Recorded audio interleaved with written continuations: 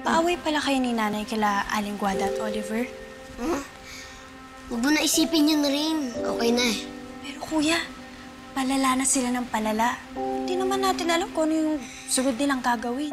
Huwag ka na mag-isip ng ganyan, Rain. Basta, hindi na tayo magpapape.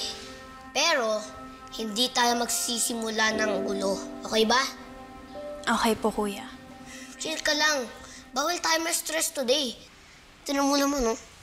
Pogi ko yan. Oo nga, no. Pusturang-pustura ka today. Ang pogi mo, ah. Today?